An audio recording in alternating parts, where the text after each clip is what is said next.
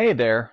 I wanted to hop on here for a second because I know I don't have a very big platform, but if this reached just a couple of people, I think that it would have some value.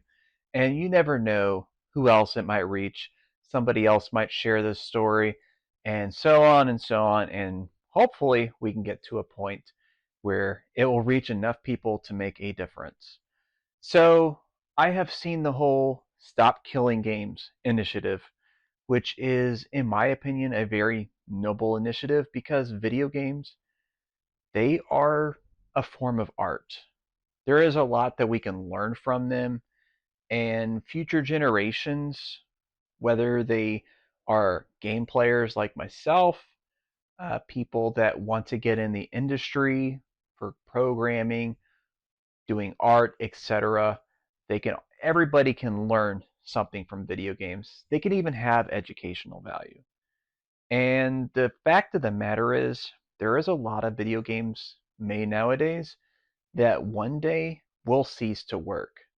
And we're even talking games that are single player because of the way they are designed. So I want to demonstrate three different games. These are older titles. They all have different stories. They're very different games. Well, maybe these ones aren't quite super different. They're similar in a lot of regards. But they all have differences in the ways they are designed. The thing is, a lot of these older video games, like on the PlayStation 2, I have Xenosaga Episode 1, which is a fantastic JRPG style game on the PlayStation 1. You can't buy this game anymore in an official capacity. They do not have it on the PlayStation Store. They do not make new physical copies. They never made a remaster. But this still exists. You could still buy a disc used from somebody and play it that way. And it also works through other means like emulation and so on. So this game is still available, whether it's 10 years from now or even possibly 100 years from now. Somebody could still go back and play this game. Now, this physical copy, it's possible, may no longer function at some point because of disk rot or other things that can happen. But the digital assets of the game, the ISO, is freely available online. You can make your own copy. I have my own copy that I personally have backed up on my hard drive, so I can play it that way, or I could play it using the original disc on my PlayStation 2. So this is still fully playable. Now we have a game like Battlefield Bad Company 2 on the Xbox 360, first-person shooter. Great game. But the thing is, only a portion of the game still works, but it does still technically work. I can still hop on, throw this in the 360, or I think it even has backwards compatibility, so you could throw in the Xbox One or Series X or whatever. I haven't actually tested that. But I could throw this in, play the single player campaign all day long. The multiplayer servers, unfortunately, are shut down. But this game, I could still play in some capacity. And that's generally what you expect from video games, when it comes to online or otherwise. You'd still expect some kind of functionality. Now, this one was actually one of my favorites. A lot of people didn't care for it, but this was a one that I spent a lot of time on. It's Massive Action Game for the PS3. It was also similar to Battlefield Bad Company 2, a first-person shooter. It did not have any real single player. It had online. Now, technically, I guess if you want to be like super duper technical, I could still technically play this game the tutorial only, which just teaches you the controls, and that's it. There's no AI bots or anything like that to fight, nothing. The core of the game was all online, and they shut the servers down. I want to say it was about 10 years ago. So this game is effectively a paperweight. And the Stop Killing Games initiative is to keep from games like this becoming paperweights, essentially. The Crew, the famous Ubislop scandal with The Crew, which came out all the way back in 2013. That game, you cannot play it online anymore.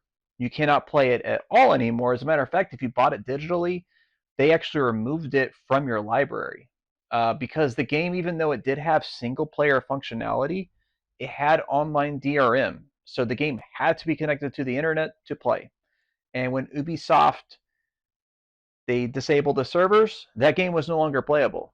And those players, they didn't get their money back or anything like that. Now, there's a lot of games like The Crew out there.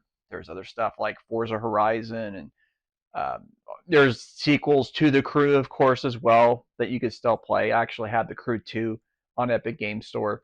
So you could play other games like it, but you can't play that specific game anymore. It's no longer available. I mean, just think about somebody who's probably like 20 right now.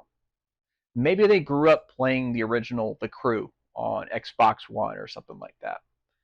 And they really got a fond appreciation for that game. Maybe they get to the age of 30. They have their own kids.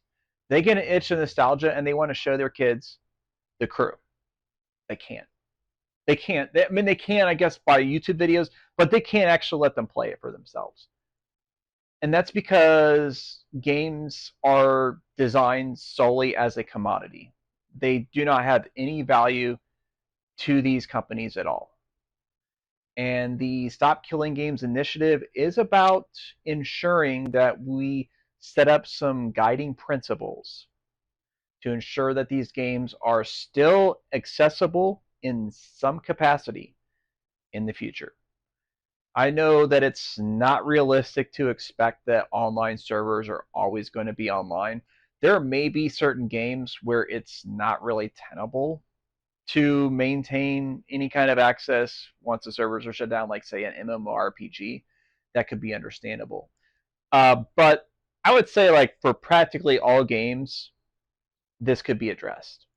If it's a game that has some kind of online multiplayer, they could easily, from when they start the design of the game, build into that some feature sets that they can have them disable when the game first comes out if they want to, but just have it like in place so that when they decide several years from now, hey, we're going to shut the servers down, or Microsoft or Sony or Nintendo are like, we're going to shut the servers down for this console, and that game never came out on the other consoles or whatever. Um, there's still going to be groundwork in place that those games will still be accessible for future generations, for people that have nostalgia and just have that itch, or just anybody that's really curious about how gaming was back then.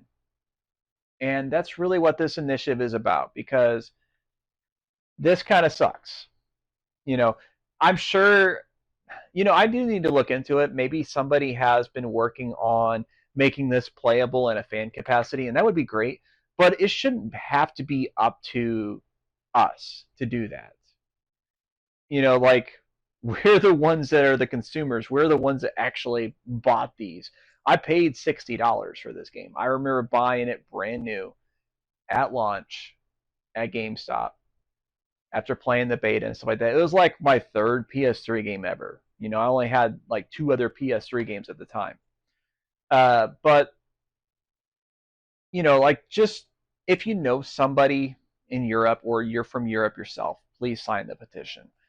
Just like I linked in the title of the video. If well, I mean, if you know somebody, don't sign it. You're not supposed to. It's only supposed to be people from the UK and Europe that are supposed to sign it. But if we can get this petition passed to cause them to actually have a debate and everything like that about this, it could eventually lead to situations where we'll no longer have to worry about stuff like this happening. We'll be able to ensure that game developers will do their due diligence to actually treat their product as more than just a commodity that can easily be stripped away. We understand certain things like licensing and things like that are going to be factors in whether they could still sell the games or whatever. That totally makes sense. Nobody's asking for them to have some kind of perpetuality with that. We're just asking that when we buy a brand new video game for now $80, thanks to Nintendo, and that we can still play that game as long as we still have that game. That's all we're asking for. I think that's a very reasonable ask, don't you? Let me know what you think in the comments. But that's going to be the last line.